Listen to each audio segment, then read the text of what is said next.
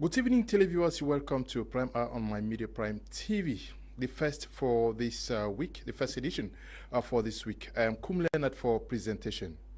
On tonight's edition of our Prime Hour, we're going to be looking at what declared candidates have been doing so far in preparation for this year's 2025 presidential elections.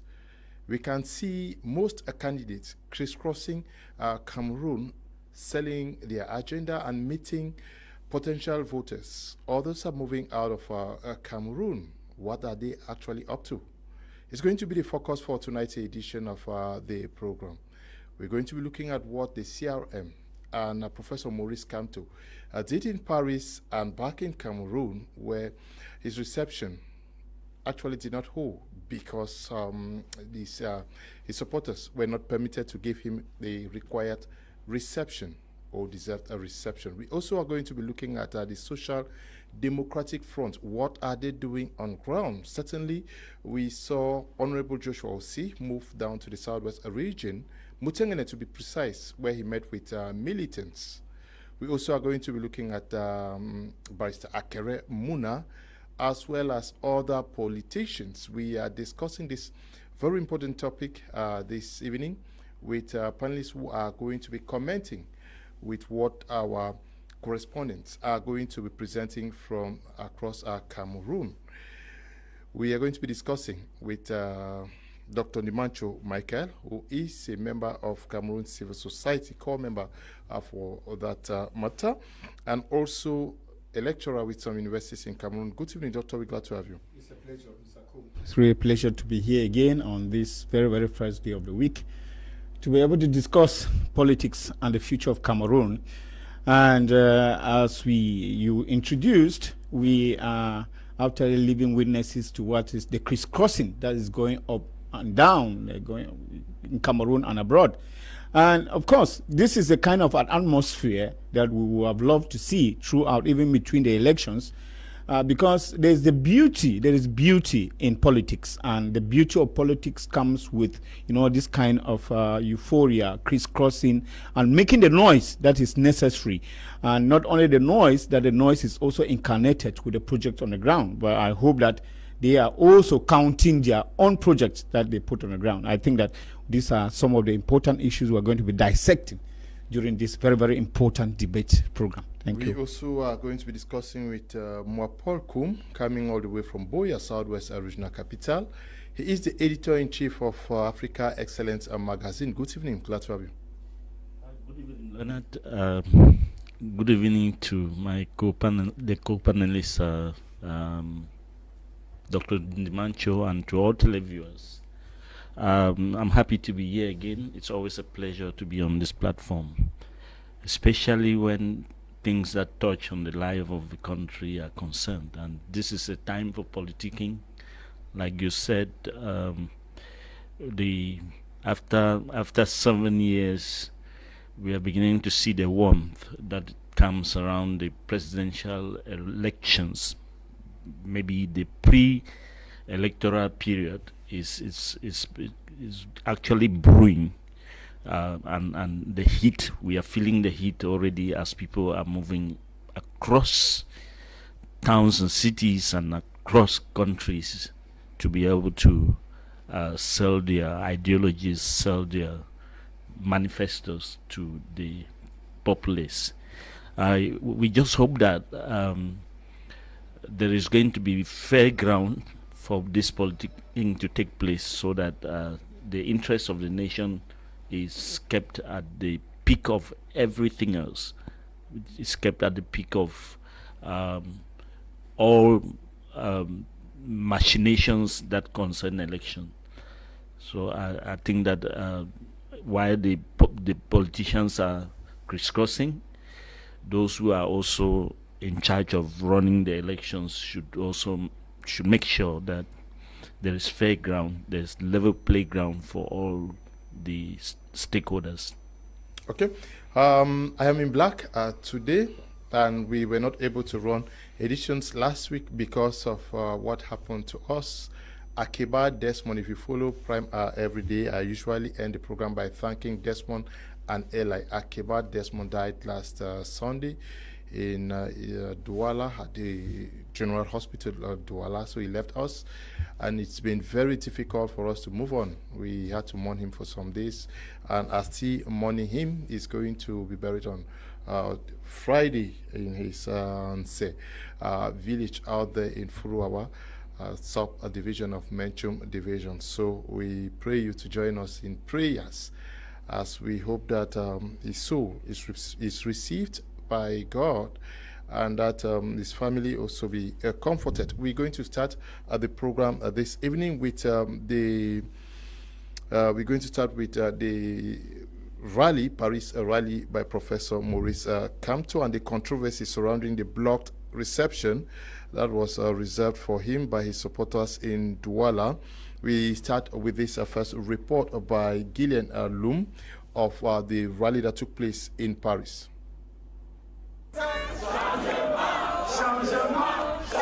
A massive rally has been held in Paris in support of Professor Maurice Kamto's presidential bid for the 2025 Cameroonian election. The event drew thousands of Cameroonians from across the diaspora who gathered to show their support for Kamto's vision for the country. The rally featured keynote speakers, including Member of Parliament Jean-Michel Nicheux, who publicly endorsed Kamto as the future president of Cameroon. Kamto delivered a passionate speech emphasizing his commitment to addressing the country's challenges and promoting national unity. Professor Maurice Kamto stated during his meeting in Paris that if he is made president, the Northwest and Southwest region will be the first places he will visit to preach peace and bring back a permanent solution to the ongoing crisis.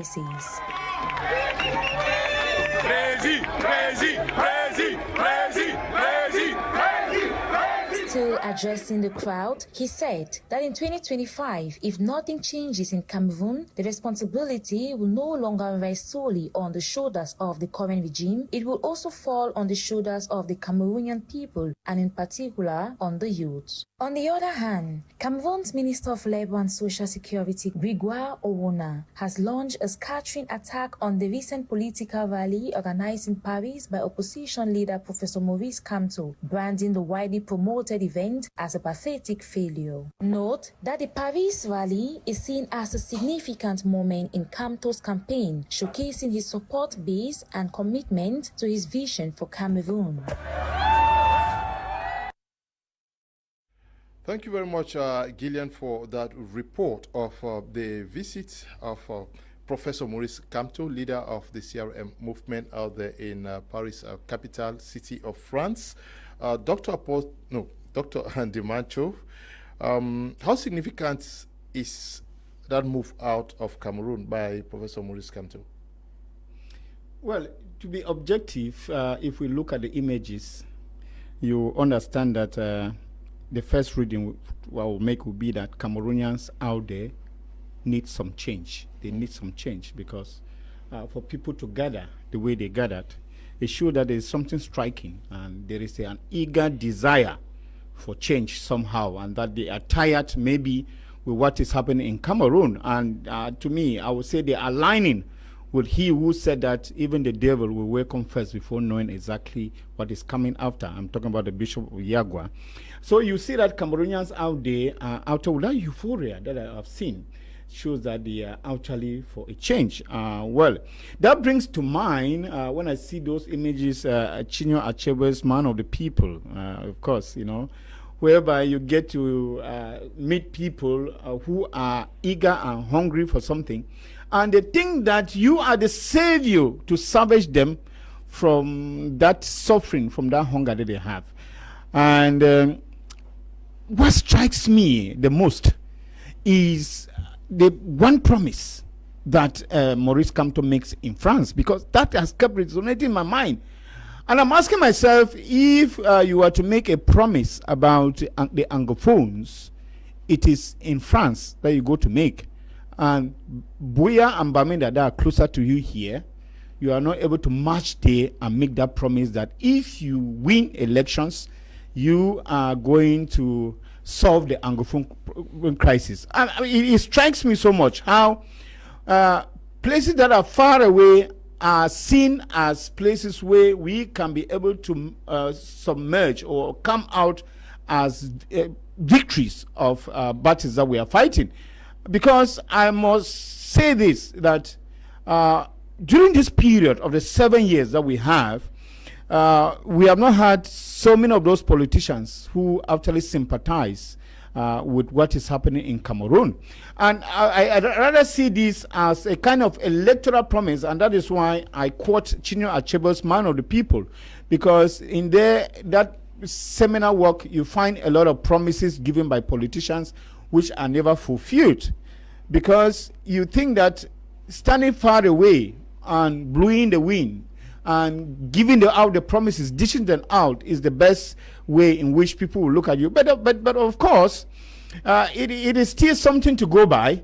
And I think that he may say that it is because he is prevented from holding a rally in Cameroon and give those promises, just as we saw his arrival in Cameroon that was blocked, that he goes out there to give the promises. But that notwithstanding, I'm asking myself the second question, because when you look at all of those people who come out, and they were numerous, unlike what a minister said, that there were a chunk of people who came out. I must say that it was actually a multitude that came out. But the question that I'm asking is, how many of those people who came out are really going to give him the support, political support that he needs? When we talk about political support here, we are talking about people who have who are registered on electoral lists and they are ready to vote. Because we know of France and Paris, what it is famous for. We know France and Paris to be famous for activists who are actually naggingly against the government, even for no reason. Sometimes, I would say even for no reason sometimes, because if you have activists who are in France, in Brussels, who come out to attack on government officials, because what we are saying here is that it is good to criticize. It is good for a change, because change, actually, we say, is one of the things that is very, very constant that we must have. And that is the change that we are looking for. Since 2018 and up to now, we are counting, our blessings, we are counting the changes and the promises that politicians have made during that period. And we are saying that in as much as change is important, there are some people whom you go to that are actually out for a change that Cameroonians may not want. You know, for those who are living the conditions that we have in Cameroon, especially in the Angevin region, we will understand with me that there is a kind of change that we may not welcome at this moment. Okay. So what my first impression about that holistically is that it has pulled a crowd, and actually it has sent a message back home. And secondly, that it shows that Maurice Kamto, if he went for what he wanted to go and legally goes for that, then there will be something to come out with in October. Okay. What, according to you, is the significance of this international show of support for Professor Maurice Kamto? Can those who came out actually cause an impact on his possibility of becoming president of Cameroon? I think that what has happened is, after the 2018 elections, Kamto has come out to test the waters again. Remember that in 2018, Kamto was ferried from Douala here to Yaoundé. When he came out, when they saw the mobilization that he summoned in Douala. The Paris rally, for me, was an acid test. It's a litmus test for his popularity. I do not know how Grigor Awana judges the meeting as a failed meeting. I do not know what parameters he uses to judge that. But I mean, as a clear observer with all my senses on me, I think that meeting, Yaoundé is very embarrassed by what has happened in Paris, as much as they are very embarrassed by what is happening by what happened in Douala. And so the signals have been sent that when you keep on calling the CRM the petty party, the boot is in a different foot. The signals have been sent that if there is level playground for all political parties, then the CPDM and the BIA regime will have to fear what is brewing on the political terrain. Those are the signals. Okay. Yeah. We after the Paris meeting, Professor Maurice Kamto came back to Cameroon. That was last week, and was expected to be received by militants out here in Douala, the nation's economic capital. A reception that did not hold because it was forbidden. Actually, it was forbidden, and Kamto himself could not leave the residence where he lodged after returning to Cameroon. Let us take a listen to this report by Julian Ndambi. Despite a heavy police and gendarme presence, thousands of CRM members and supporters gathered at the party's headquarters in Dado on Sunday, June 8, 2025, to welcome their party leader, Professor Maurice Kamto, who returned from his widely publicized Paris rally on June 7, 2025, where he called on the Cameroonian diaspora and youth to prepare for real political change. According to reports, Kamto was confined to his residence in Bonapriso since his return from France. While his supporters waited outside the office premises in Dado, Professor Kamto sent out a video message stating he will not be able to join them. Je suis arrivé à Douala hier dans la nuit.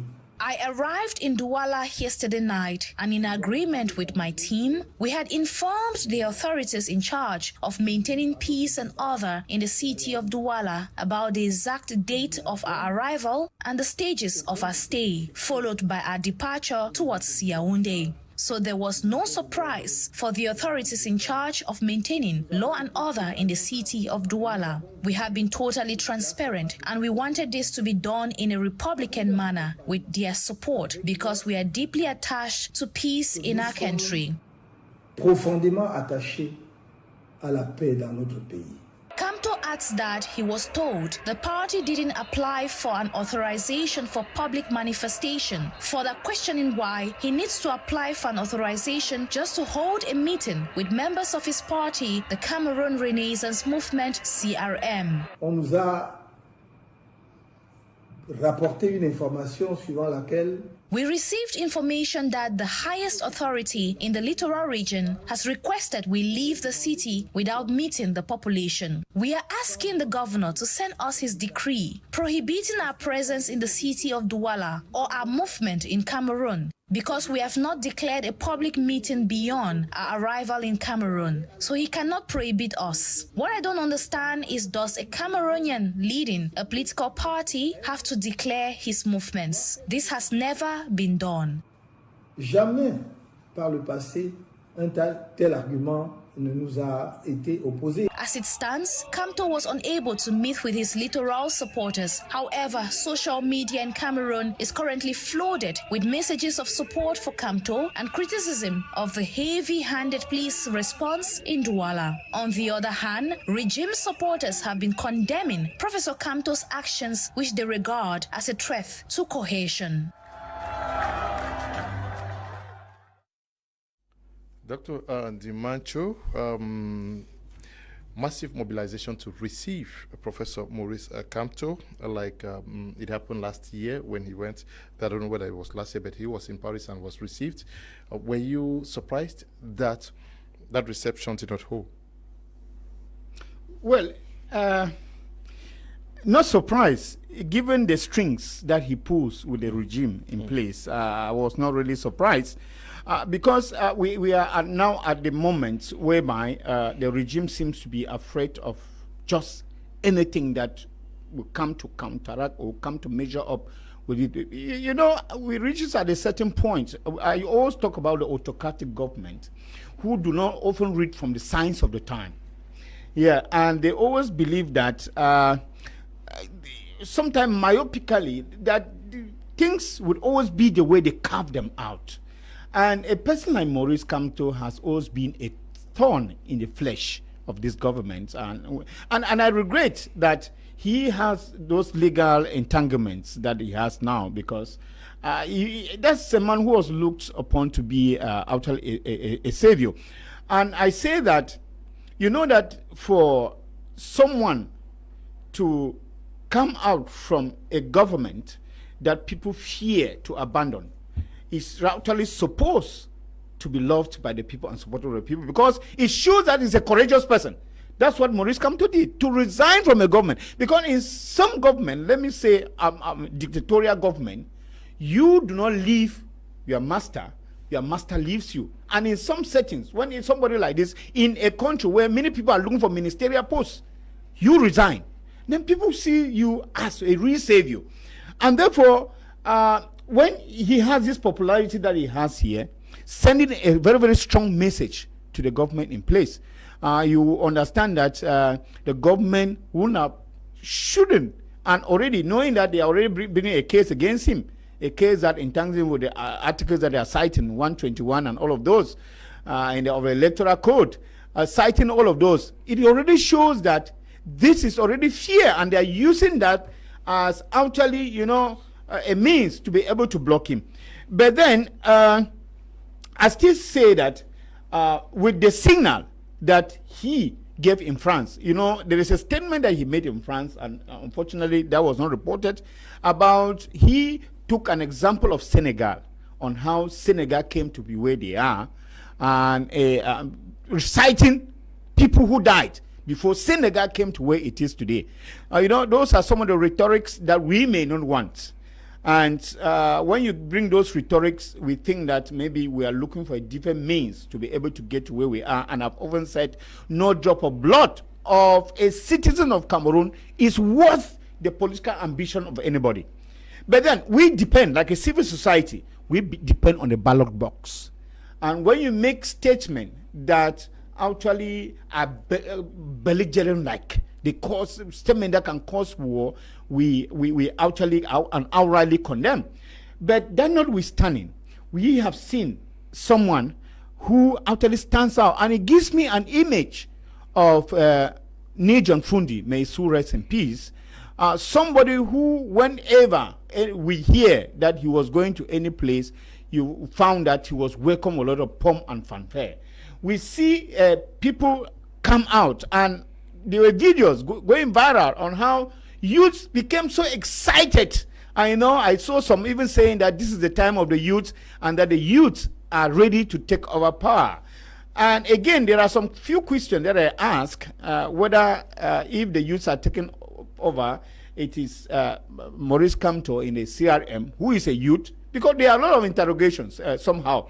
Let us be very careful that we do not run away from cold land to find ourselves in frost land, or that we run away from rain to find ourselves in the sea. It is very, very dangerous for us. How should we interpret the controversy surrounding the authorities' blocking of Kamto's reception by supporters in Douala?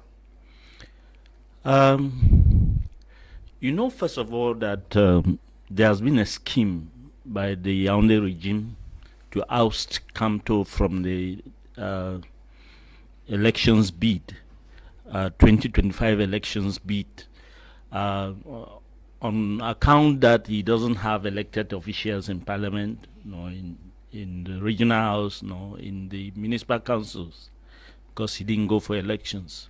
That scheme has been there.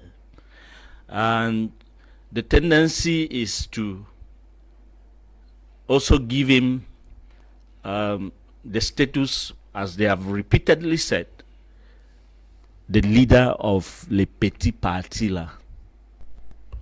And so when he comes out, Yaoundé has to muzzle that party by it resorts to muzzling that party by any means that it can wield. And I think that Yaoundé is determined. I mean, they ran short of taking Kamto to Yaoundé manu military. That is to say that they can kidnap him. I mean, he can even be kidnapped and taken to Yaoundé if he resists in any form, because they do not want him to show any form of his popularity. You can understand that if Kamto were given the chance to reach the regional party house of the CRM, this mobilization would have been much larger. I listened to a CRM communicant on Sunday recount the trajectory that Kamto followed to go to Yaoundé. When they got to the road, the new road that is being constructed, they deviated when militants were also waiting on the road that is in use. Militants has gathered. Forces of law and order asked that they should deviate. They took him away from that road. Still at Nkobisong, the same thing happened, just to make sure that the population does not follow his trajectory. I think that these are photons of the peak of dictatorship in a time when we expect democratic practices to be availed to political parties and all of that. That's the peak of it. You cannot say that we are going for elections. Even if somebody is not qualified, this is the pre-elections period. People should be free. Let me ask this, Leonard. People we hear that he was supposed to take an authorization. He didn't take. Why did the governor not write? The governor of the littoral region. Why did he not write to the CRM that your meeting is banned or Kamto is not visiting? Why did he refuse to write? But verbally, I mean, a governor says something verbally and a host are set. I feel like Cameroon is not a state of law when things happen like that. If it sounds like it's not a state of law when we have the constitution that gives the liberty for people to express themselves freely, move around freely. Somebody gets up, a personality gets up, and it's by word of mouth that he says, you are not going to that party house. How does that happen? Who does that? Okay, let us now move over to Meme Division, where Tamfu Sidwan is also going to paint a picture of how things are shaping up in that part of the southwest region. Viewers of My Major Prime Television, viewers of Prime Hour, you're welcome to Kumba, Meme Division of the Southwest region. Of course, the various political parties are mobilizing ahead of the multiple elections that are going to take place in Cameroon. I'm Big Darufus, the SDF Electoral District Chairman for Kumba 3. I want to tell you that we have been working since the last election in 2020 to build up the municipality, not only in Kumba 3, but in Kumba and Meme as a whole. We have been ready, and we are always ready. In fact, the postponement of elections only gives us more time to amplify what we have been doing on the ground. Morally, I'm very, very prepared, to withstand all the challenges that will come with the elections that we are preparing for. I equally need to be prepared, financially. As a stakeholder of the CPDM party, I have to make sure that financially I'm prepared to, in fact, support my party, the leader of my party, the flag bearer of my party, to emerge victorious in the elections.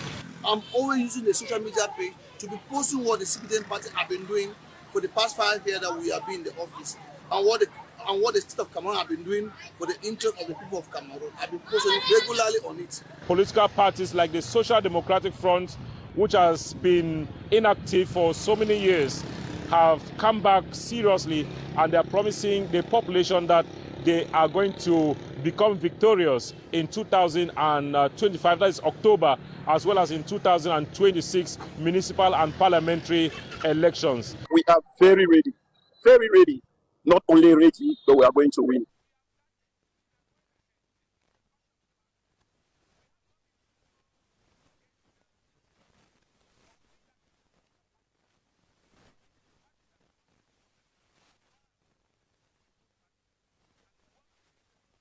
They state that despite the worries expressed by so many people who are unable to vote during the last elections, they say they are quite ready, and without fear, they are going to mobilize to ensure that every Cameroonian who is living here in Meme division will vote so that they can remove the party in power, according to them.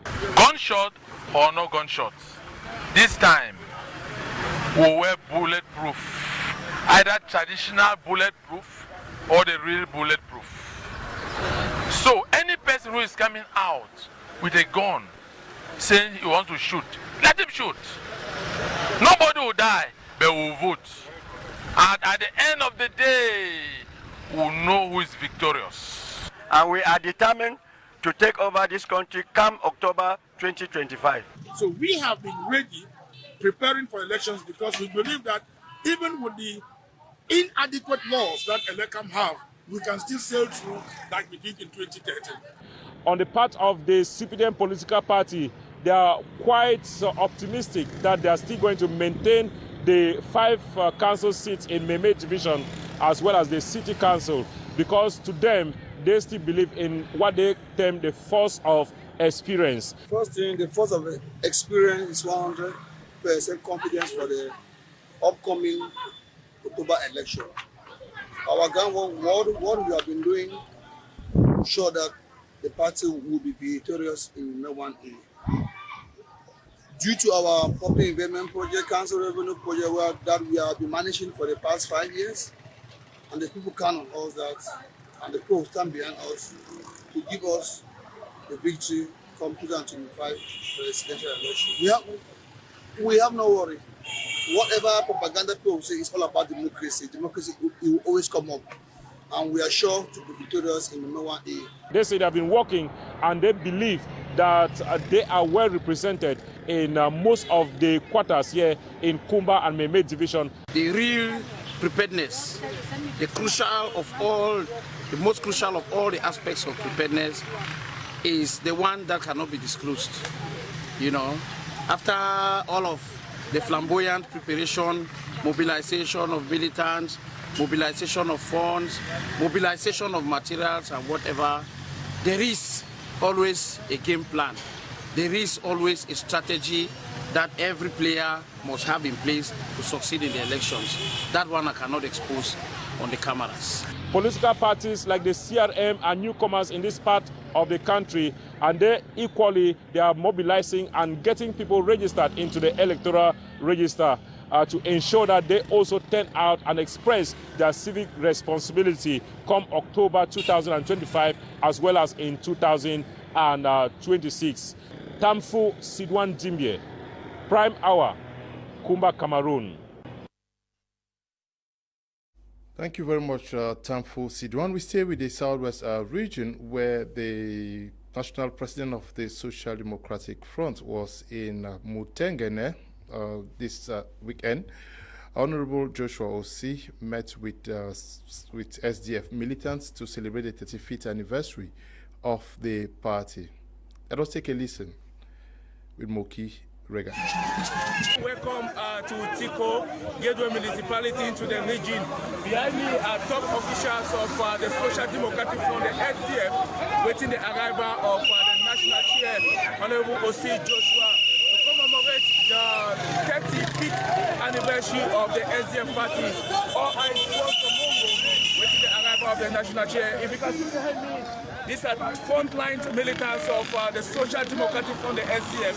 They are still waiting the arrival of the national chair, Honorable Official Joshua. Behind me, you can get militants singing, celebrating, waiting the national chair. Quite hot here in Tiko, the gateway municipality to the region. They are celebrating 35th anniversary of the great opposition party in the Republic of Cameroon, that is the Social Democratic Front. We're definitely coming back to tell you what is unfolding as far as the celebration of the 35th anniversary of the Social Democratic Front is concerned. Hundreds of militants and sympathizers of the Social Democratic Front, the SDF, in the southwest region turned out in large number on Friday, June 13, 2025, to welcome their national chair, Honorable Joshua Osei, as part of celebration marking the party's 35th anniversary and honoring the legacy of their founding president, Nijon Fundi.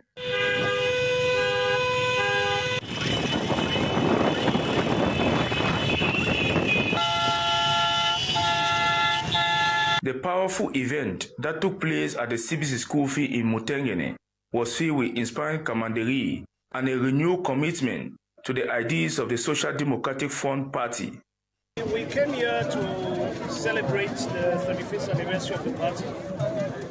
35 years, it's not a small time. And we realized that in the course of time, most voters today were born after the SDF. Many people, unfortunately, in Cameroon believe that multi-party politics started sometime in 2015-16 with the arrival of social media or the democratization of social media.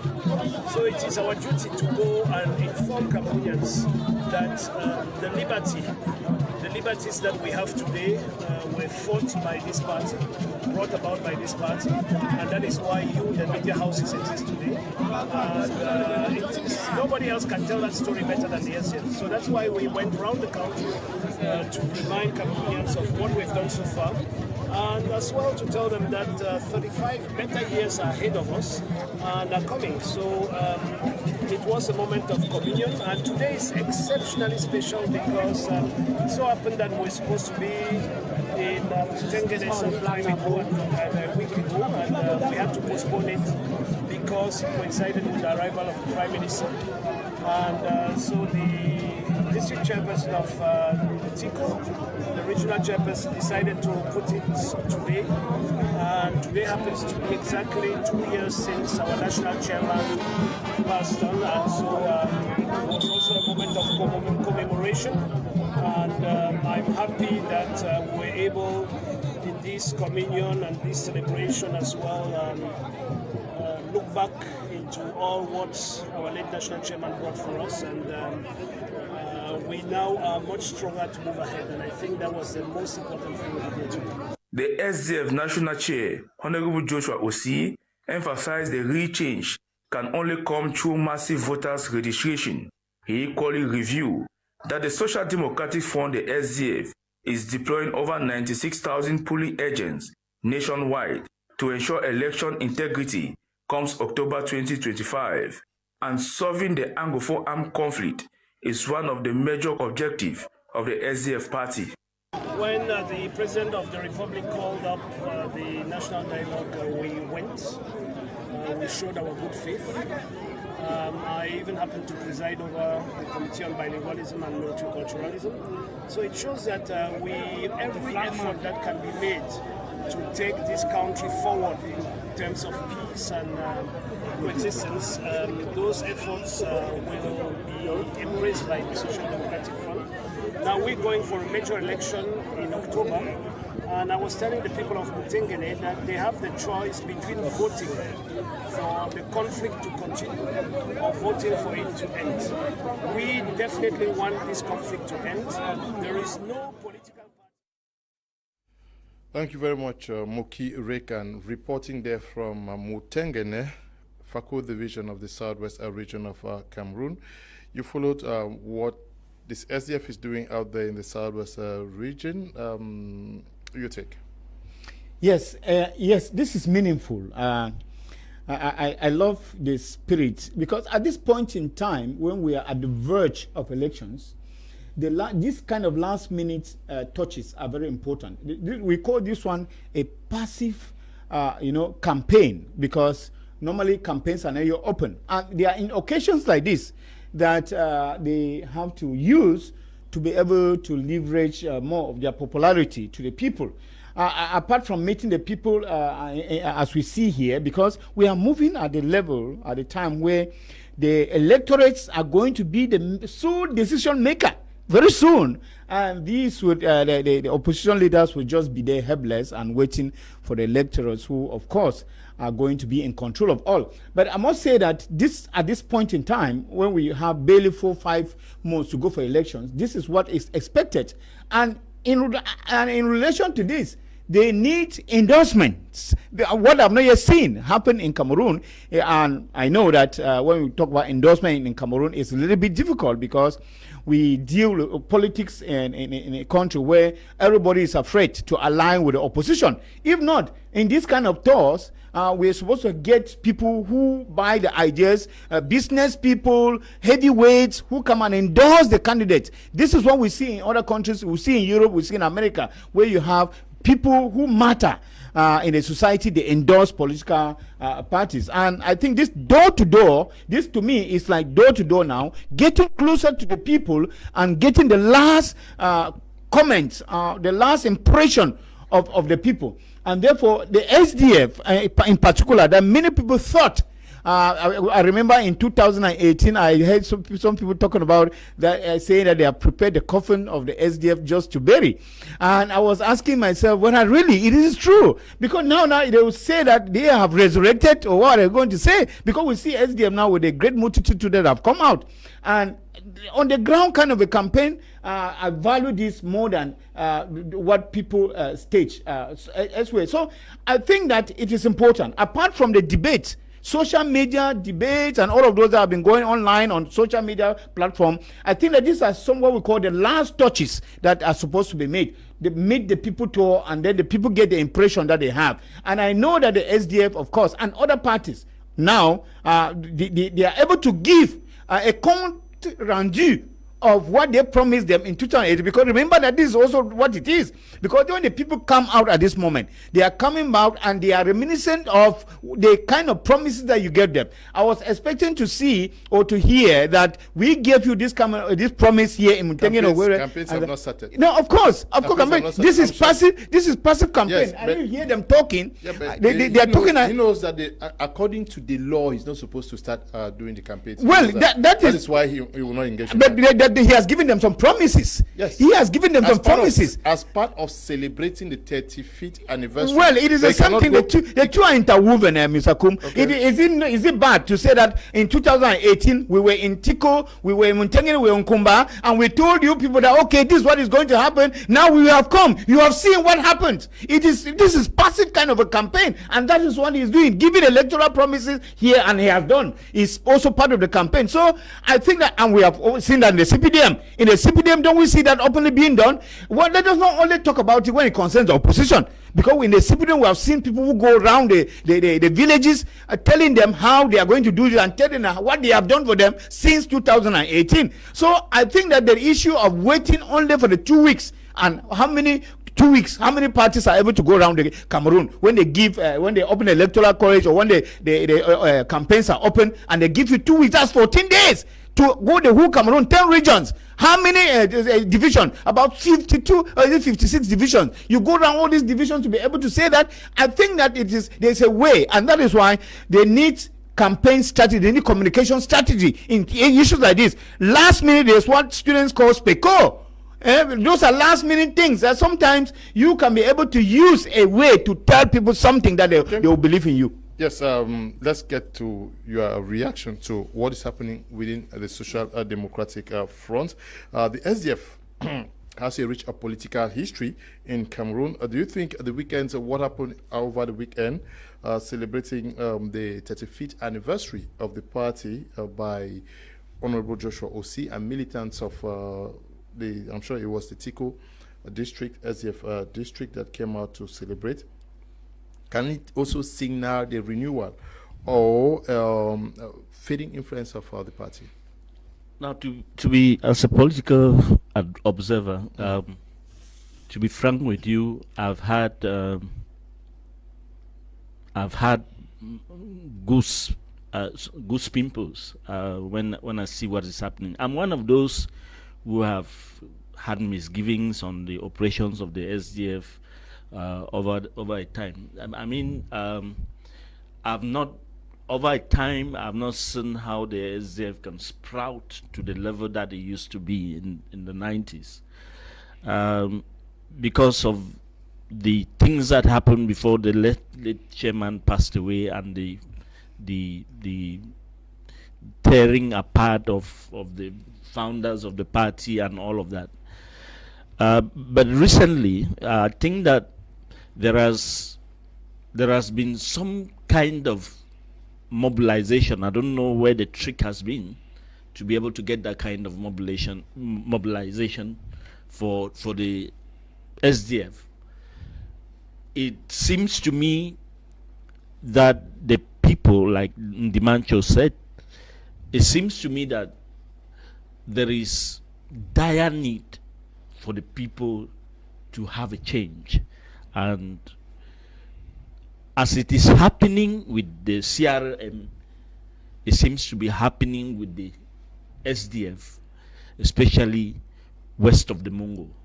And I think this can be fortified, this can be harnessed to get something good when elections come in October. But at the end of the day, Leonard, we have seen mobilizations when it comes to opposition parties. We have seen it even when Frundi, Almighty Frundi, was alive. Mm-hmm. But we still ended up with very dismal performance of opposition parties, because first of all, there was a lot of voter party, and secondly, there were foul cries of highly rigged elections. I think that one of the things that we've asked the opposition parties, if change has to come, to do, they have still not told us what they're doing about that. Where is the coalition? I expected that by now the opposition should have been galvanizing in a coalition to be able to beat the incumbent. Because I'm afraid, in fact, when you indicated in this topic in the invitation, something gripped me, and I told myself, these people may be playing this game and we go back to the 0.02% that we used to have. But like they say, the responsibility is also that of the populace, the Cameroonians, because Cameroonians have to register. Cameroonians must find a way to limit football and go to register, limit beer, go to register, limit music and all of that, all those opiums of society, limit that and go and register for elections, because that can upset. It can offset the rigging machinery that has been planted. If rigging is implanted, that all of that can offset that. I think one thing the opposition owes Cameroonians is to create a coalition. And one thing Cameroonians owes this country is to go and register and vote for elections. If these two things are not done, Leonard, I'm afraid October 2025 will come, and we'll go to the polls, and you will still hear a very polarized results. You hear 0.002% and 78%. Mm-hmm. Those are the things that make the ear sore. They give sores to the ear. Mm-hmm. The opposition parties can prevent this now. And in fact, they have a sporting chance. Mm-hmm. They have a sporting chance to prevent this now. All this thing of having people mobilizing, people are in dire need. Even ask them whether those people who have come and are singing praises to you, mobilizing in the streets, and ask them whether they have voters' cards. You would be shocked that even the closest do not have. So that's where we are. We must now sit, face ourselves, and tell ourselves the truth. It is not the street mobilization that will bring votes. It is the votes may be cast. If there are no coalitions, please, I reserve what I feel. I want to reserve what I feel. We should stop the personalizing elections in Cameroon and go for a coalition which brings everybody on board. Okay. I know that some people claim that a coalition, calling for a coalition is an illusion, that elections cannot be won. But what magic one do you want to play? Okay. What is the magic one? Dr. Ndimancho, following the report by Sidwan from Kumba, it tells that political parties themselves in that town, Meme division, in general, are also seriously mobilizing for elections. Yes, I see that happen. And, you know, I'm working on a report regarding the political parties. It's a follow-up of what I've been doing. And it is interesting because that report will help also the electorate ascertain who is for meaningful change in Cameroon and who is actually for elections in Cameroon in real sense of the word. And in my report, I try to create a discrepancy among the opposition, and I've put them, classify them into 4 groups of kind of oppositions in Cameroon.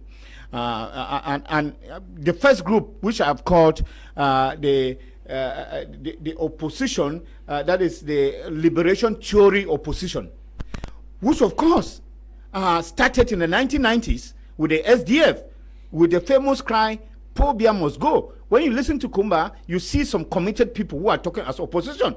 These are people that you see that the thing is innate in them. Now, we are going to go further within the political scene as we are going towards election. You hear about the opposition or co-optation. How do you see what is in it? Of course, how do we know a character especially in literature, from what you say and from what other people say about you? Of course, there's a scientific way of knowing, ascertaining the truth. There's also about the scientific, the data that we collect and all that. So you have the opposition of co-optation, whereby there are some people who go there, well, they just want the ruling party to be there, but then they should share with them. So the opposition of Pobia or CPD must share. This is the kind of opposition, and we know them, and we can quote them. We have had opposition who have gone in alliances already. We have, part of the the UNDP, who today, I hear the leaders are agitating. We have the Salvation Party of Mr. Iso Churuma, who were all together with the CPDM. We have the part of the UPC. We were there with the CPDM. Of course, that's what we call the opposition of co-optation, and that we don't expect any change from those people because that kind of opposition wants the system to stay on and then share with them. Those are not for change. Now we have the opposition of preposition. These are the kind of opposition, they are just there. Okay, sometimes they are there to propose, and they are there to, well, after election, they come and say, okay, we are proposing to the president, to appoint, or this, and they call it not the G word or the G20 and all of those. They are just there, you know. They know that they have no value to go in and campaign. They have no value, they have no electorate at all. Because let me tell you, some of these Gs, they do not have electorate. When they call for even rallies, even their family members do not attend. That's what we call the opposition or preposition. Now the last, which is the most dangerous and which we have in Cameroon, is the opposition of opposition. Means there are some opposition parties, either paid, willingly or unwillingly, who are out to oppose those who are going in for real change. And those are the ones that come to shatter. Even when we talk about coalition, as Mr. Moa is saying, these are the opposition who come to shatter because either they are paid to do that. And that is why I discussed with most of the opposition parties. And they say they are very careful because experience has shown that when they even go to close doors to form a coalition, before long, there are some people who already sell out. So they also have black legs in the opposition.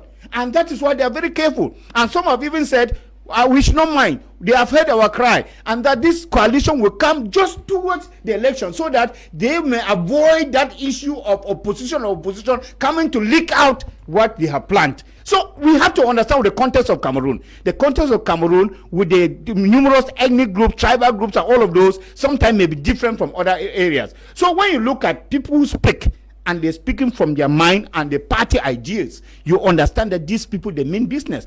First of all, who are those who are speaking? And what do they represent in those parties? It is very important, because we have had some parties who do not even have militants who can stand and represent. But when you have people who are councillors who come out and talk and say they are still determined to take over, you can believe in them.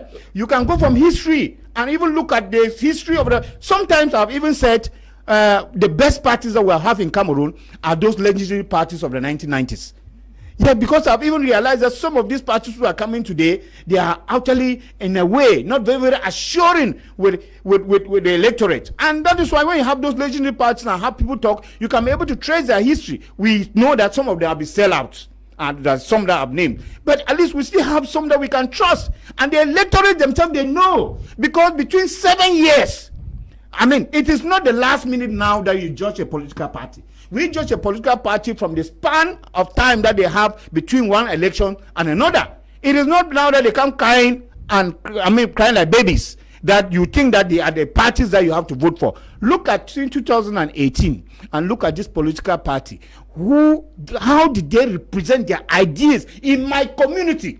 Even just one sign that they showed that they are the people-centered political party. I mean, I think the electorate, when they don't vote, it is not because they don't know who to vote. It is because, one, they are selling their consciences, and two, because of that party, as Mr. Moa talked about. It is not because the electorate do not know who to vote. We know how to decipher who is the best candidate. And as we say, the far cry has been because even those opposition parties, they know themselves. And we have said those who know themselves should be able to go in for a coalition. And we have told them. But they keep on playing with time. And we said, yes, there's a 2018 coalition that you had. We was at the verge of election. And we said that was a sham. You don't deceive the electorate with a coalition whereby even on the day of voting, that's when some people were even disintegrating and saying that go and vote for that other party that I've given. So I think that this is very, very important for us to understand that party ideas are incarnate in what they do in the community. And that there are some yardsticks that the people, the electorate, have to ascertain to be able to do. And we see that happening from those who came out. When you see a party leader go out and the people come out to welcome, you see the hilarious welcome, the pomp and fanfare that goes with it. Because it is also about judging what is, because some say they are paid, some others are paid to come out. It is also, we have had some other party, even the ruling party, where they go somewhere after students are revendicating that they promised them 2,000 francs and they have not given. But you see some people, responsible old people, who come out to support the political party. There you know that actually this is a party to reckon with. When the first report of Professor Maurice Kamto out there in Paris, he says, if I do not succeed to go through with my project for Cameroon, the responsibility is with you, Cameroonians. How true is that? I'm looking at. Can you fault the population for not? Yes, I insinuated this in my preceding outing. I think that if a candidate says he's tendering his candidacy and he has called the people to register for elections and effectively vote, and the people have failed to register. This is what we are talking about here. After 2025 October, do not fault anybody, blame yourselves. If after October, we've not registered for elections, and we come out of that situation, there's no potable water, there's no electricity, there are no roads. In fact, there are no roads, and there are no roads. do not point a finger anywhere. Point it to yourself who did not cast a vote. Because you, by not voting, you have endorsed, in fact, you have actually endorsed what is happening. You have endorsed the status quo, that we should go on without roads. We should not have roads. We should never have roads.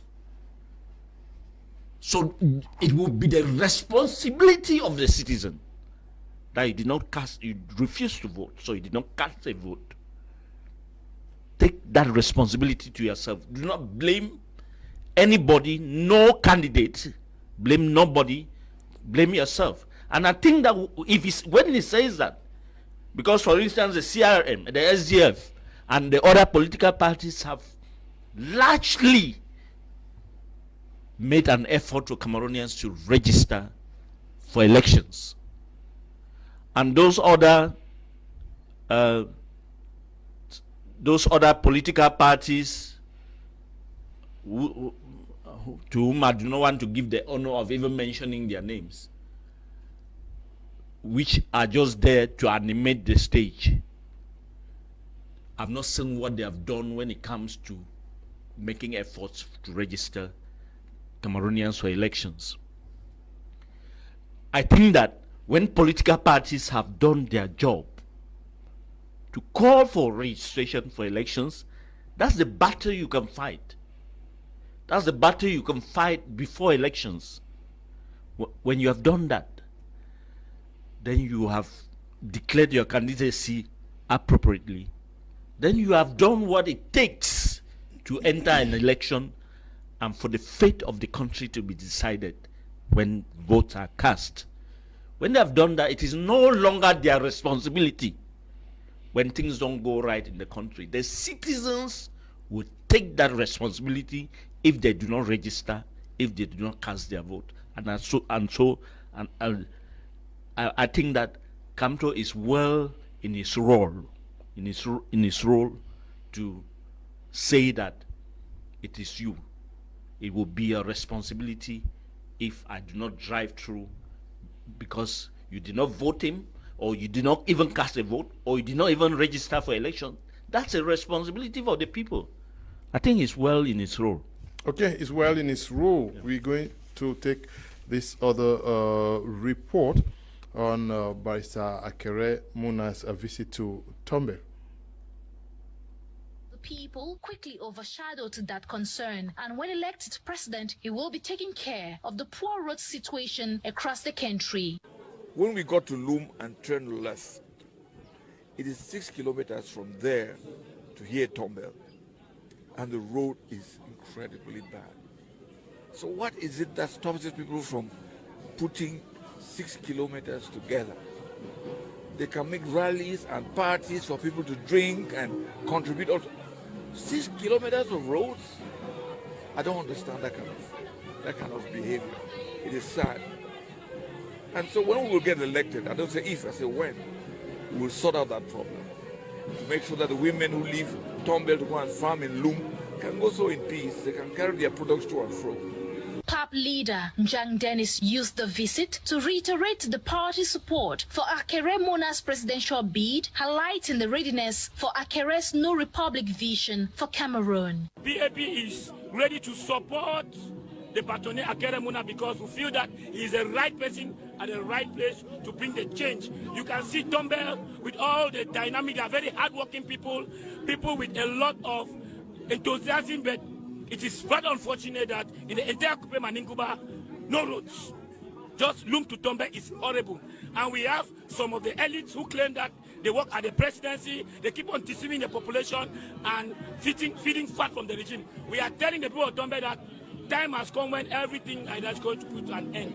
As from October, there will be a new change under the Bâtonnier Akere Muna, which is rich experience, who has fought against corruption, he has fought for good governance, and I believe that time has come that we need to bring that change, and we believe that the people of Tombe will support the candidacy of Akere Muna. Akere Muna says he is confident in his vision for Cameroon, also noting his willingness for a coalition government. Am I willing to? Of course, I've also said so. The only thing is that we should be agreed.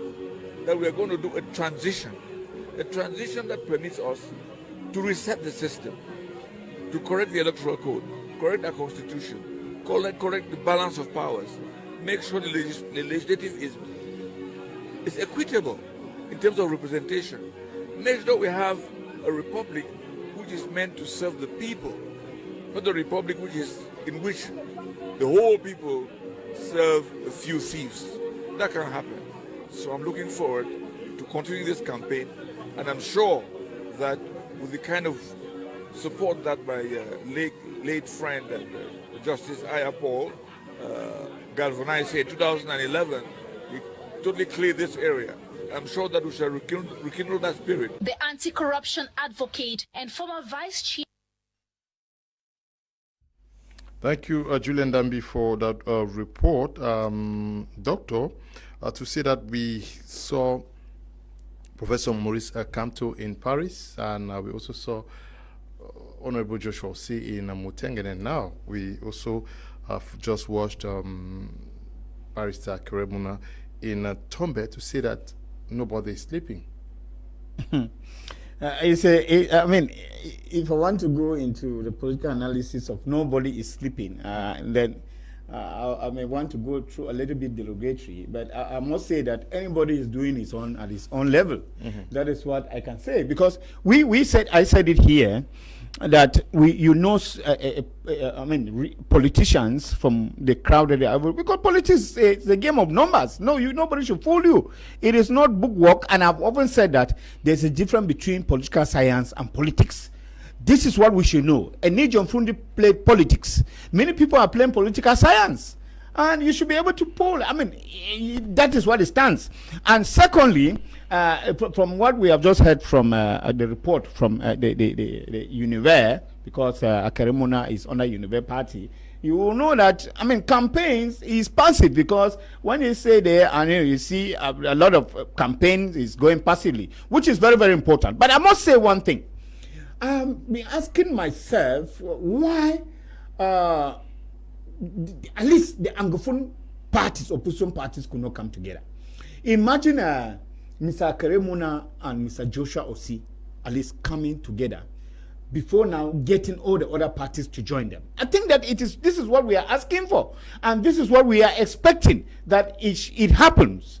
Because when you have parties, two Anglophones, which of course, when we look at the report, there are two different issues. But we may say that, okay, Mr. Keremuna is still implanting his own party somewhere, and that people do not yet know him. But at least this is a figure already that was known in 2018, even though he gave his vote to Mr. Maurice Kamto. And with, the popular expectation is that, or will have been that Mr. Kamto too should be able to get on with him.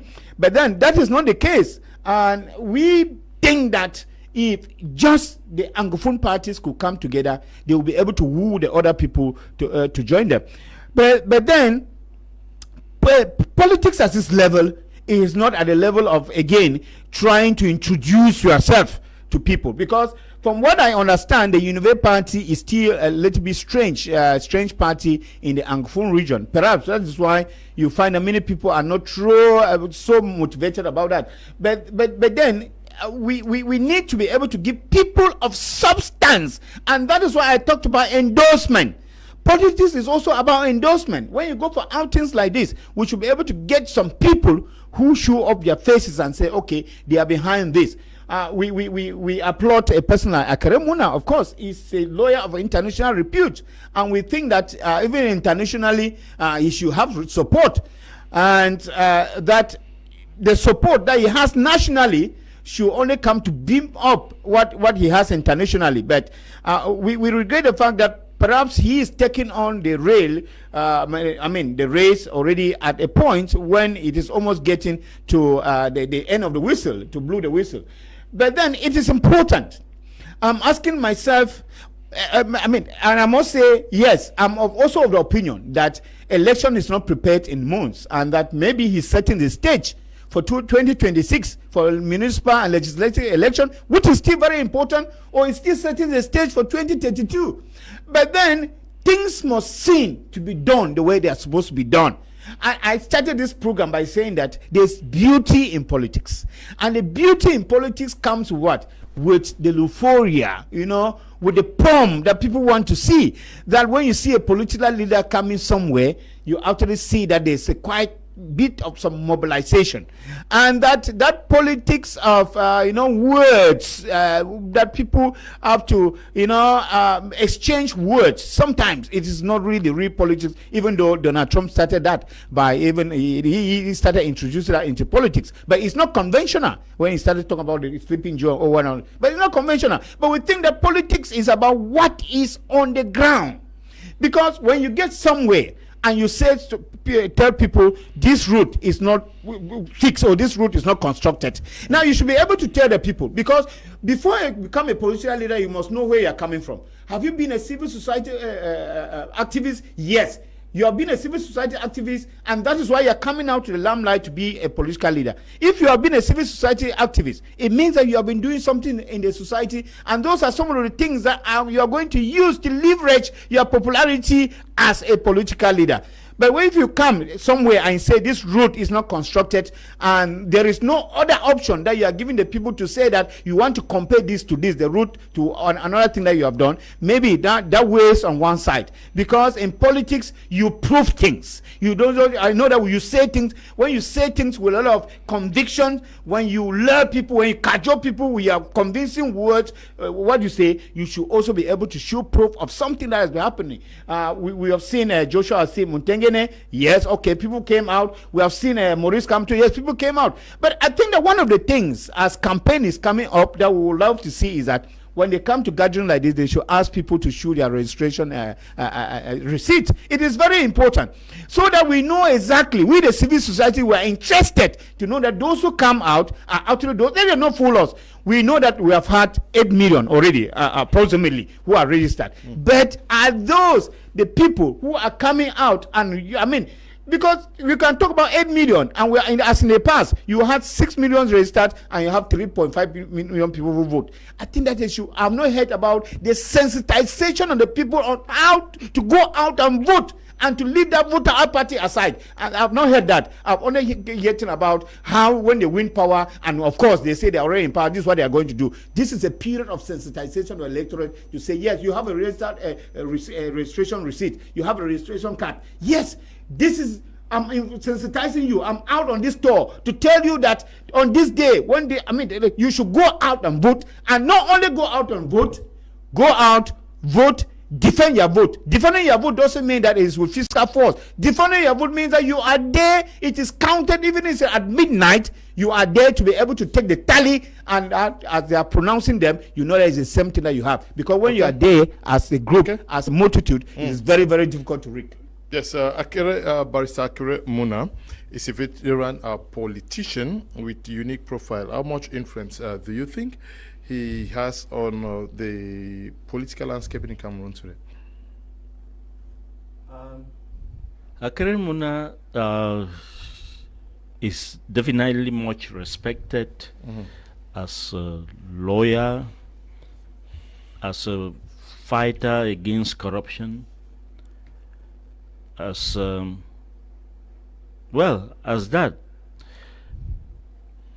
He has tried his hands on politics, especially in 2018 when he prominently showed up in the political landscape, and then eventually went into at the last minute into a coalition with Kamto, and prominently appeared during the Constitutional Council hearings.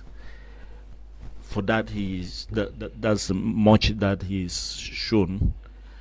But especially the Glencore affair seems to have put him on a certain platform that he certainly can exploit to get a political following.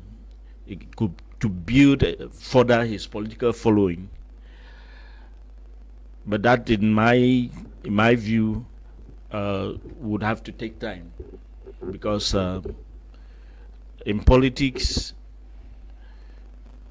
any politician needs to be seen and seen regularly to be able to gain a following as it is. I think that what he's doing is a build-up to something important, to something that can be significant in the future.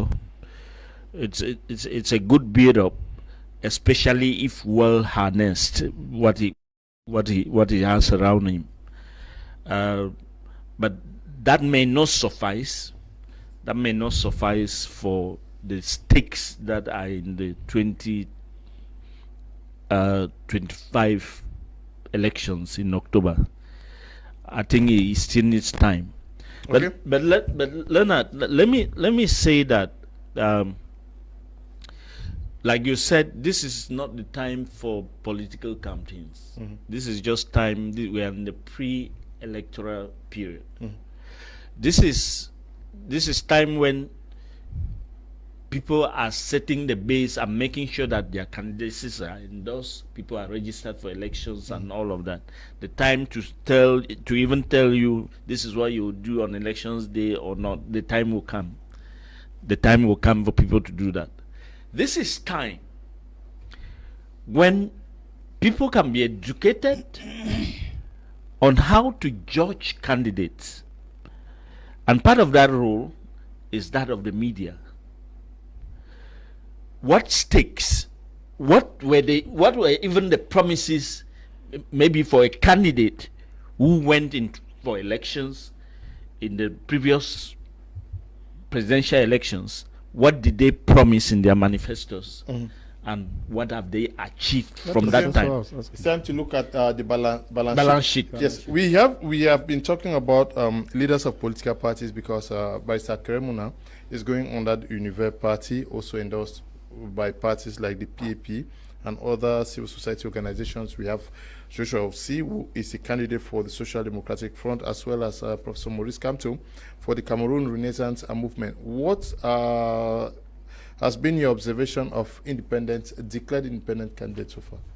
It is beautiful. I must say that the steam that independence candidates started with, the steam is gradually dying down. And I've been asking myself, a lot of people do ask me too, and I've gotten to some of them, and it appears as if it was all a buzz. I don't understand, because the independent candidates that some of us even thought they may even come and force these mainstream parties and candidates to be able to get together. Some of them have just gone incommunicado. It will appear as if some of them just wanted to get some kind of visibility in one way or the other, or they are projecting for elections that are to come after 2025, after October, because we have not seen things being done. As independent candidate, we know that for you to qualify, you have two possibilities. First, either you eventually, there are even three. Either you eventually form your own party. Secondly, or you take over the party of another qualified party. Or third, you get 300 signatures. These are the three possibilities. And we have not had any of them, especially have been very central as far as the opposition and some independent candidates are concerned. I know of one who is working very, very hard. I know of Madame Karom Bakop, of course, who is working very hard to be able to make sure that she gets into the into the game. We'll say what is the name. Of course, she will unveil herself when the time comes. But what I'm saying is that there is some kind of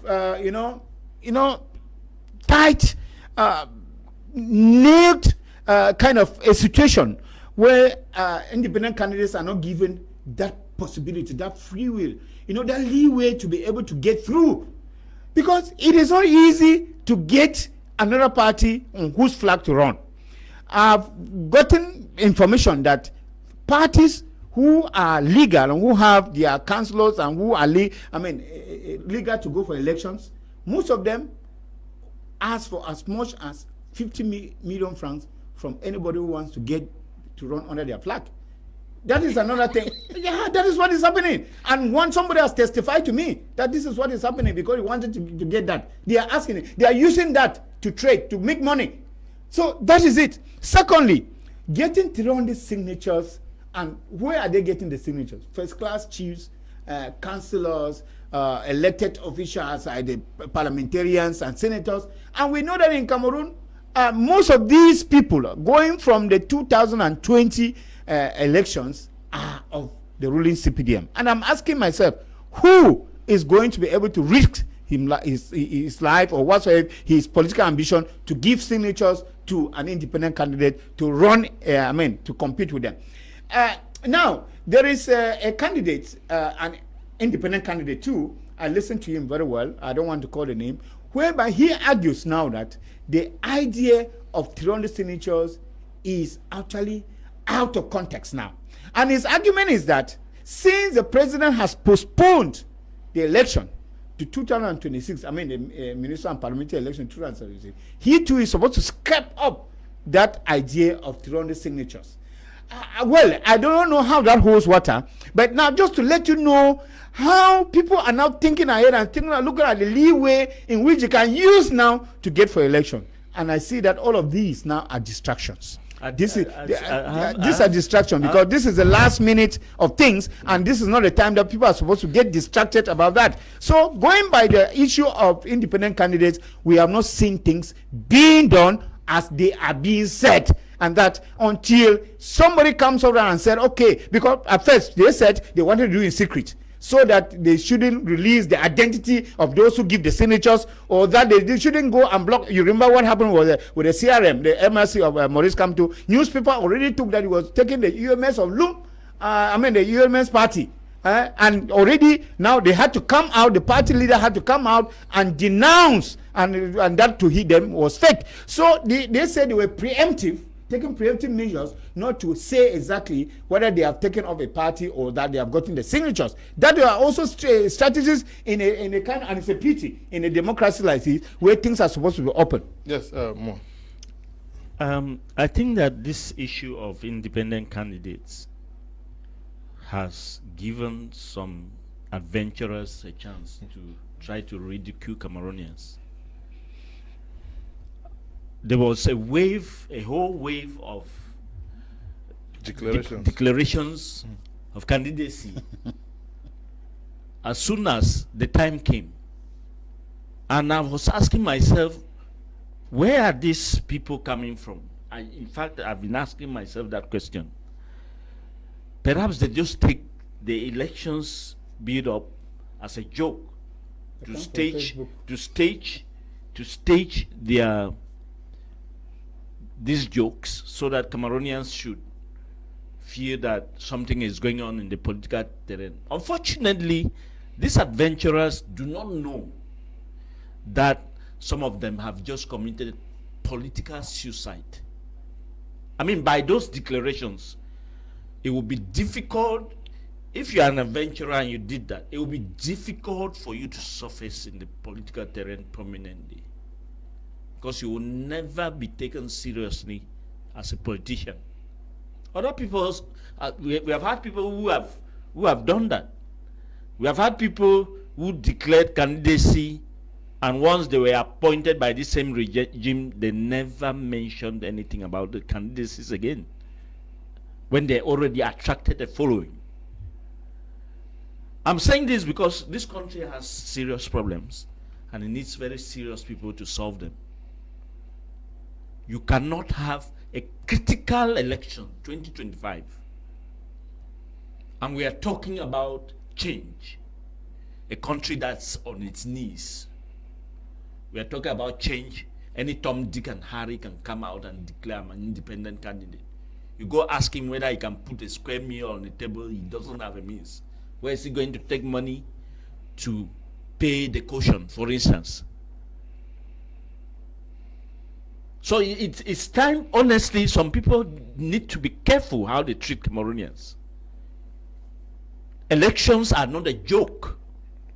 It's true that there's freedom of expression, people have a right, it's democracy and all of that. But you cannot just come and take Cameroonians for a ride. that you are declaring candidacy. That declaration, history will remember you for having declared that you were a candidate. History will remember you. And that at the time that this country was facing serious problems, you came and you were making humor out of it. This should stop. Okay, it should stop according to Mopol. Doctor on the Mancho, let me even take some messages of those who have written.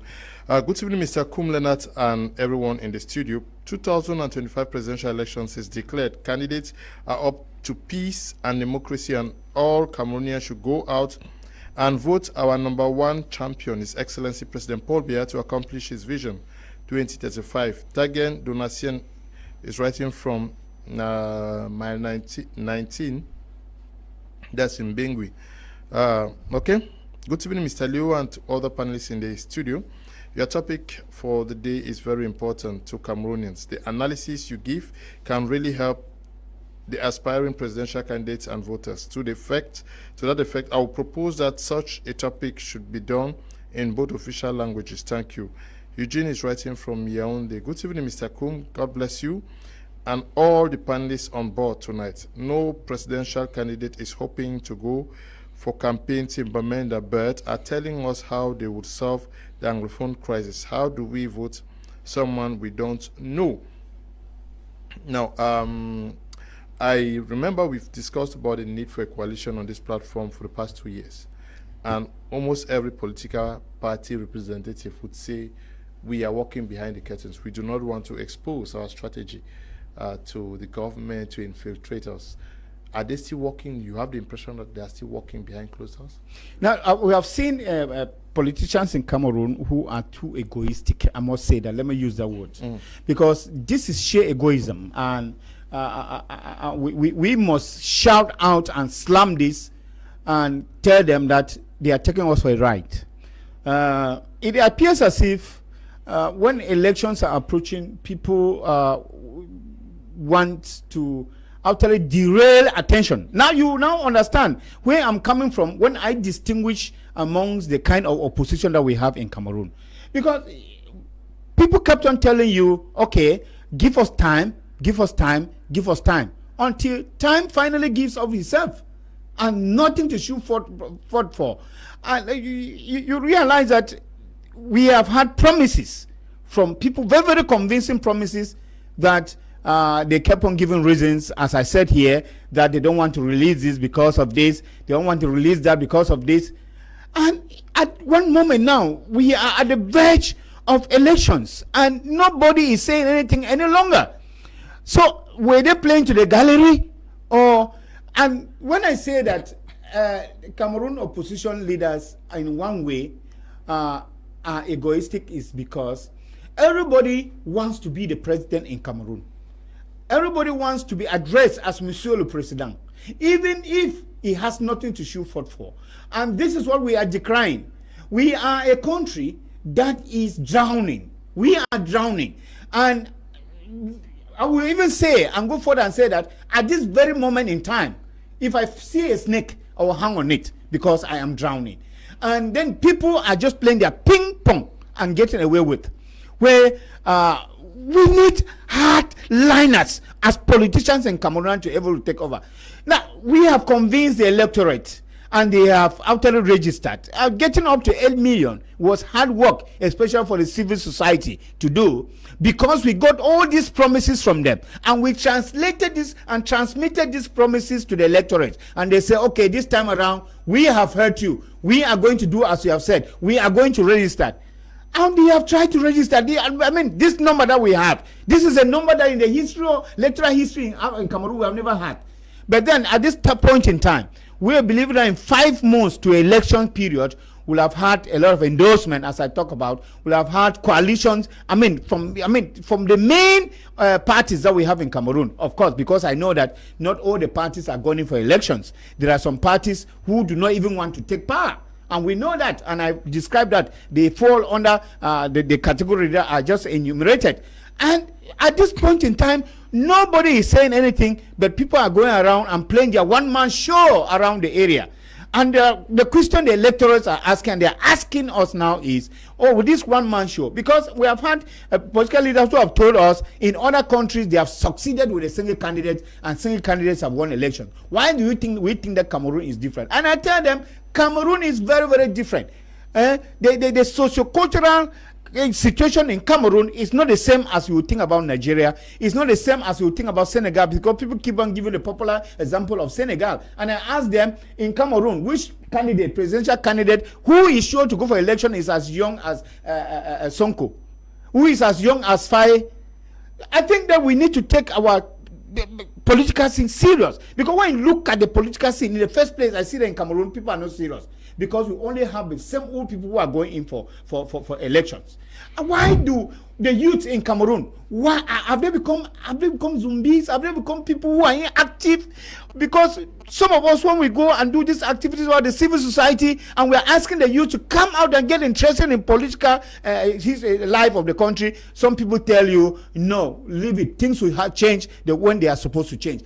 Things in politics, things do not only change when they are supposed to change. We cause things to change. Because when we look at the political scene in Cameroon, if we had youths, because youths are actually those who cause the change that we have in the world today. The world is changing fast because of the zeal, because of the enthusiasm of the youth. And I know that if we had youths as leaders of these parties, and unfortunately they keep on putting under the old people at the helm of those parties, we will have had a meaningful coalition in Cameroon. But what do we talk about? There is this personality code that we have, where we have parties who are being commanded by the founders themselves.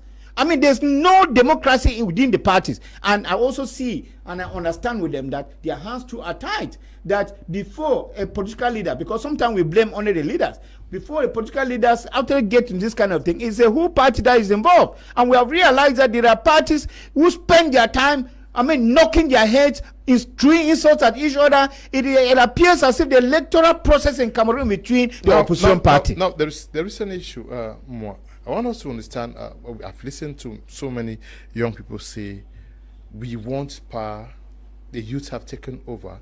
But when you look at those, the youths are rallying behind to take on, to present as alternatives. They necessarily are not young people. Are the youths really ready to take over power? Are they interested at all? No, I've not seen the Cameroonian youth ready to take power. I want to be very frank with you. And I tell you, let me take the case of young people rallied in Boya, supposedly to support the candidacy of Paul Biya in the 2025 elections. I mean, an attendance in that scene. But Leonard, ask yourself, away from that, how many young people even go into vie for simple positions as councillors? Yeah, but let's look at those who are fronting these positions in the opposition. Are they themselves young people? That's what I'm talking. We have Cabral Libi, who is a young person, and we have others. No, the truth is, look at the frontline opposition parties. They're not young people, to say the least. So that's my question. That's what I'm saying. I'm saying that there's, first of all, some kind of dictatorship that prevents, even in the opposition parties, some kind of dictatorship that prevents the youth from taking over the political parties. And to some level, it is the youth who are not showing enough momentum. We are not gathering enough momentum to be able to take up those positions as leaders of political parties and even to vie for elected offices. I think that the problem is about distraction. The youths are highly distracted, or they have just resigned to themselves that these positions are definitely not ours. At best, in political parties, you will see youths in the youth wing of the party, but vie for prominent political positions, they will not. you see them carry their natural role is to carry the backs of those who are ordained. Should I say that? Yes, those who are ordained, the nonagenarians, octogenarians, who are ordained to be the party leaders and position holders, elected position holders. I think that the young people can do better by taking up challenges, even if it means to fight inside a political party. I mean, in-house fighting, to ensure that they take up the leadership of the party and also tender their candidacies when it comes to elected positions in government. This the youth must do. They need to be able to show that this can happen, not just to come to public meetings and sing the songs of some people whose ages do not permit them to even hold any public office anymore. I think they can do better than what is happening now. Okay, the youth can do better than what they can do now. As we move towards the month, move towards elections, what should the electorate be looking at out for in the candidates? Because most of them are still undecided. Yes, on the part of the electorate, I think that have the candidates themselves, have they profiled and sold themselves enough to the voters? I talked about the judgment of the candidates after the previous elections, because during the campaigns of previous elections, of course, we have candidates who went out and made promises. This is going to happen. This is going to happen. This is going to happen. These are the very candidates who are coming. Even if they are not the very ones, they are the very parties who are coming. And I think that the electorate will be able to use it. Have promised very critical issues, yes, and have already failed. Yes. I mean, things that, of course, yeah. That's what I'm talking about. Because we have even had some parties who said, some candidates who said, if this doesn't happen, they cannot do this or they cannot go for election. If not, we will not go for elections. So you find that now they are the very parties, of course, who are defying their promises. I mean, kicking their promises down into the river and coming back to coming back. That is, you have to use the adjective, shameless adverb, shamelessly coming back. Now, I think that this is the electorate, and I said it earlier. The electorate, they have no issue in deciphering who to vote. They know exactly who to vote. And electorates who do not go to vote because they are confused of who to vote, they are electorates who are not well informed. Because if you leave the political scene in Cameroon and leave campaign eras in Cameroon, well, as I say, in elections, we don't hurry. Even though we think that in Cameroon we have 7 years from one election to another. But those who even did that law and said 7 years, they didn't even know that 7 years will just come like a flash of lightning. It is here. And therefore, now, just as political parties should plan 7 years to come, electorates too, they need to be able to put their mark and put a mark in 7 years to come. Meaning that what? If you are not able to judge well this time around, we have 2032. All of us pray to leave the next elections. And that in 2032, you should be able to look back and see the promises that they made in 2025. It is very important because politics is supposed to go, hand in glove. Politics with development. Politics interweaves with development. There is no politics. It is politics that translate. Development in individual communities. And if politics does not come with development, then it is no politics. Then we are just there to play to the gallery. And I think that it is very important that we have elected officials in the grassroots. This is also another way of judging parties, political parties, not even as leaders, but as a moral organization, that you have elected officials who belong to the different parties in your communities. Because I don't think there's any community in this Cameroon who doesn't have elected official from a particular party. From there, you can be able to judge which party to vote, because it is either you are adhering to a party as a whole or to a candidate.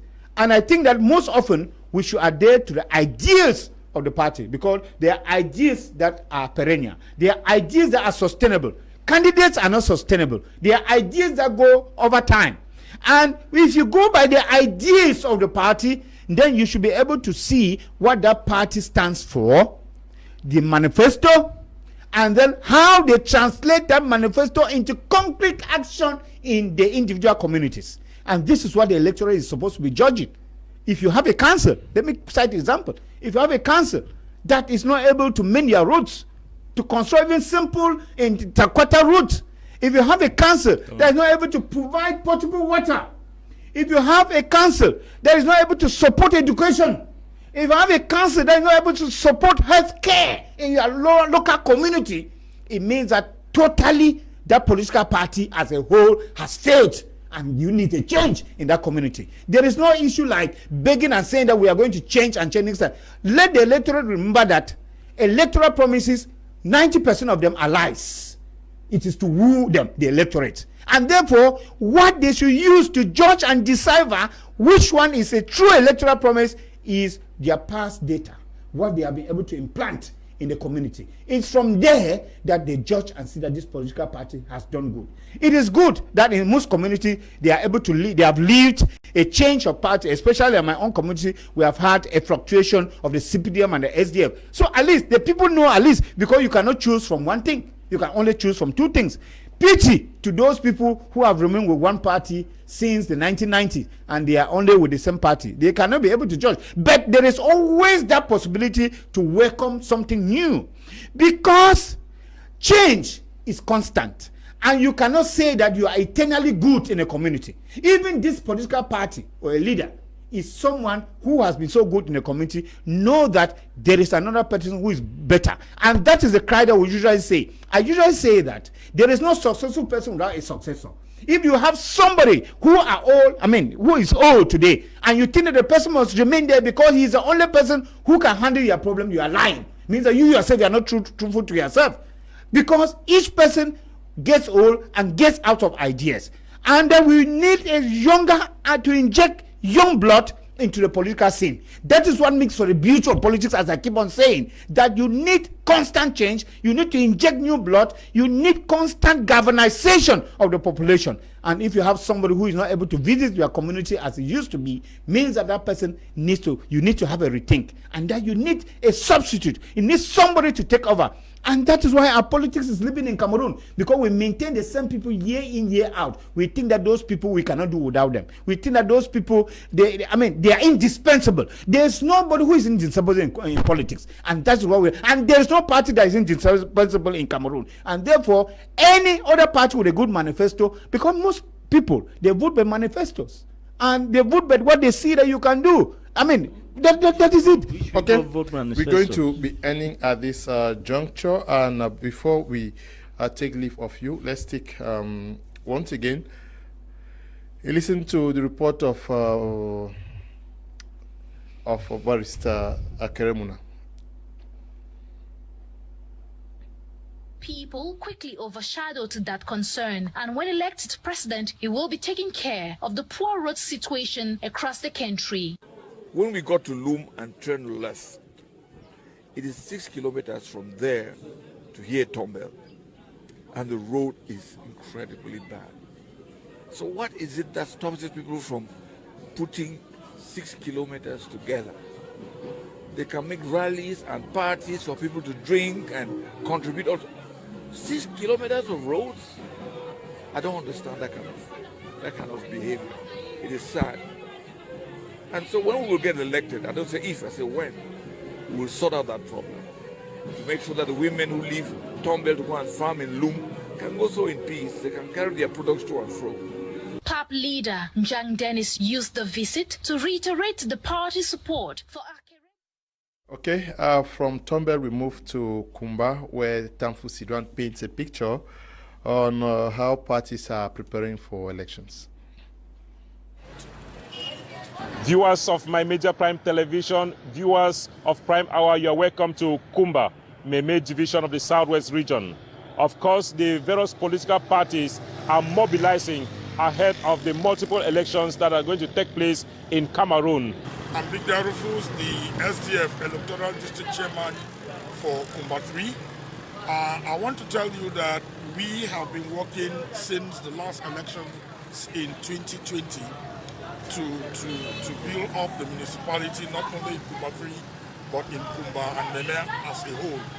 We have been ready, and we are always ready. In fact, the postponement of elections only gives us more time to amplify what we have been doing on the ground. Morally, I'm very, very prepared, to withstand all the challenges that will come with the elections that we are preparing for.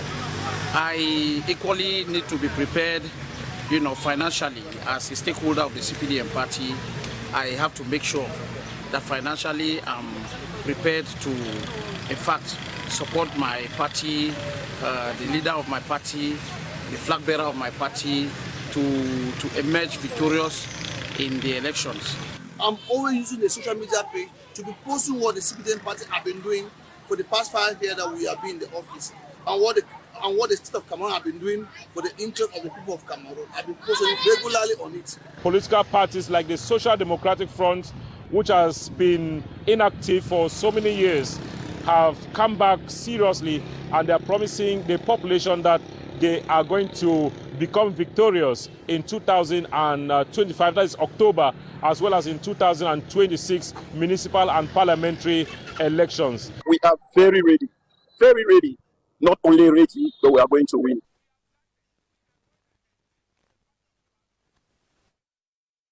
Okay, thank you, Sidwan Tamfu, for that report from Kumba. We now are going to take a listen to Ndambi,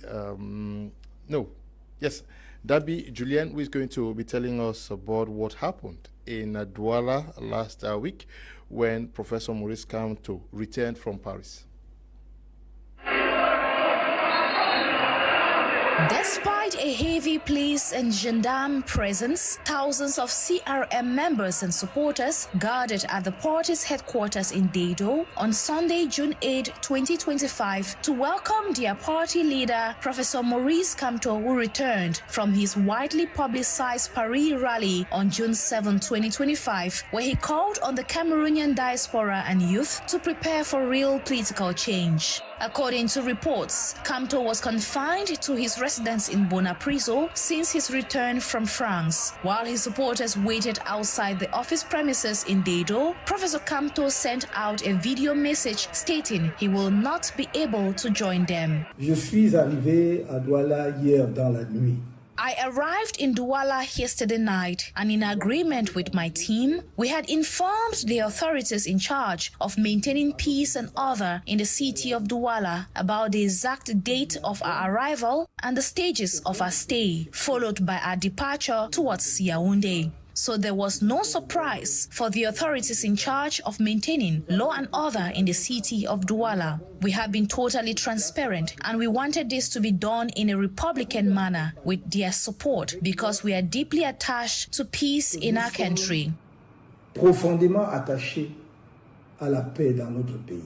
Kamto adds that he was told the party didn't apply for an authorization for public manifestation, further questioning why he needs to apply for an authorization just to hold a meeting with members of his party, the Cameroon Renaissance Movement, CRM. On nous a